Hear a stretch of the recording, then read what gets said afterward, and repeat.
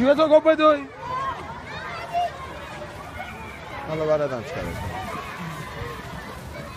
3 نفر باز رسوم بدن. اسمت چیه؟ خدا معرفی کن. سعداده رضایی هستم، فرزنده اکبر، کلاس دوم به دبستان سیف. حالا بگو برای چی میدویدی؟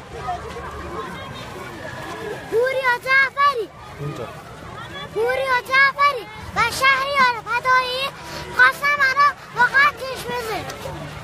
تو خودت پوری خط کشی 10 سال. این خط کشه رو برای چی دستته؟ باشون بازی میکنه شکلیه با باشون هواپیما درست کنه. با خط کش هواپیما درست کنه ده میدوه. حالا میخوام اخراجت کنم. آقایونم دارم فیلم ده میگیرن اخراجت کنم از مدرسه. یعنی زنگ بزنیم بابام بیاد. ببرد مدرسه دیگه، مدرسه دیگه. چون جاده اینجا نیست دیگه.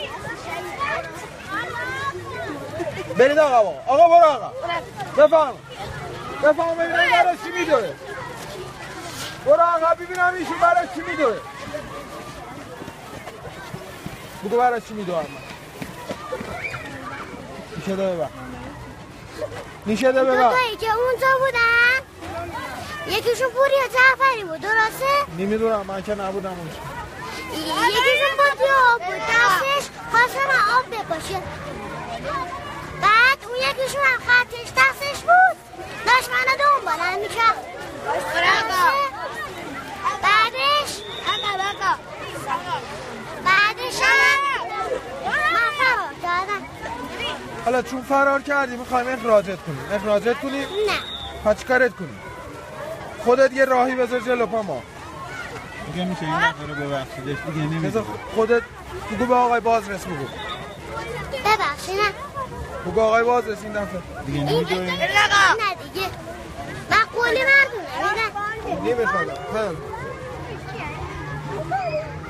آخرت باشه. دفعه دیگه اخراجی ها. بفهم. آقا برو. برو آقا. کافیه.